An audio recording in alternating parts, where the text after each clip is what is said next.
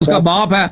نبی صلی اللہ علیہ وسلم کے باپ کو آپ لوگ کو اس کی ماں کو دونوں کو آپ کافر کہتے ہو مشرک کہتے ہو مسلم میں بلکہ آپ کا ابو حنیفہ کا اس کا کتاب ہے فقہ الاکبر اس میں ایک پورا باب ہے پیغمبر صلی اللہ علیہ وسلم کے دونوں والدین کافر تھے بلکہ تم نے اور تمہاری کتابوں میں یہ بات لکھی ہے کہ نبی علیہ الصلوۃ والسلام کے والدین جہنمی ہیں معاذ اللہ، اور صرف نبی علیہ السلام کے والدین نہیں بلکہ جناب ابو طالب کے متعلق بھی لکھا ہوا ہے۔ سنو میں تمہیں تمہاری کتاب سے دکھاتا ہوں جو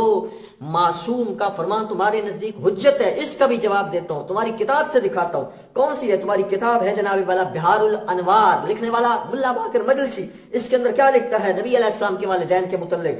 لکھتا ہے کہ وَإِنَّ عَبْدَ اللَّهِ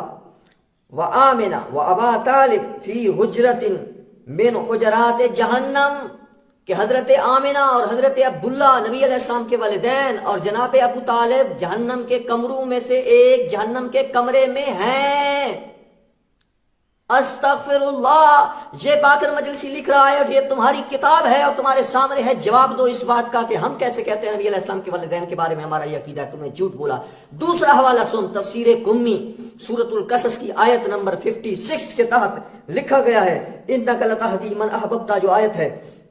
اس کے متعلق لکھا گیا کالا نزلت فی ابی طالب،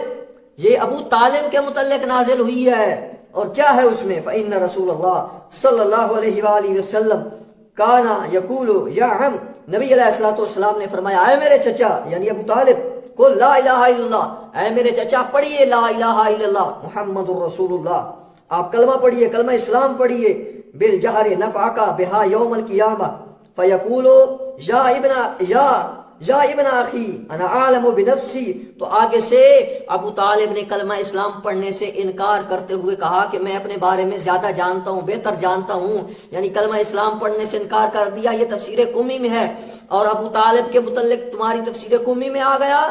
کہ ابو طالب کے متعلق تمہاری تفسیر قمی میں آ گیا، اور بہار الانوار میں نبی علیہ السلام کے والد جناب حضرت عبداللہ رضی اللہ تعالی عنہ اور ان کی والدہ جناب سیدہ آمنہ رضی اللہ تعالی عنہ اور جناب ابو طالب کے متعلق واضح الفاظ میں لکھا گیا ہے کہ وہ جہنم میں ہیں، ان کو جہنمی کہا گیا ہے تمہاری کتابوں کے اندر۔ یہ تمہاری کتاب ہے، اس کا جواب دو، پہلے اپنی کتاب کا جواب دو، اب ہماری کتاب کا جواب لو۔ صحیح مسلم کی روایت، پہلی بات یہ ہے کہ وہ شاذ ہے، اگر وہ صحیح بھی ہو تو وہ ظنی ہے، اور ظنی سے عقیدہ ثابت نہیں ہوتا، قطعیات سے عقیدہ ثابت ہوتا ہے، قطعیات سے عقیدہ ثابت ہوتا ہے۔ اور رہ گئی بات حضرت امام اعظم ابو حنیفہ رحمۃ اللہ تعالی علیہ کی، تو ان کی جو کتاب ہے فقہ اکبر اس میں تحریف ہے،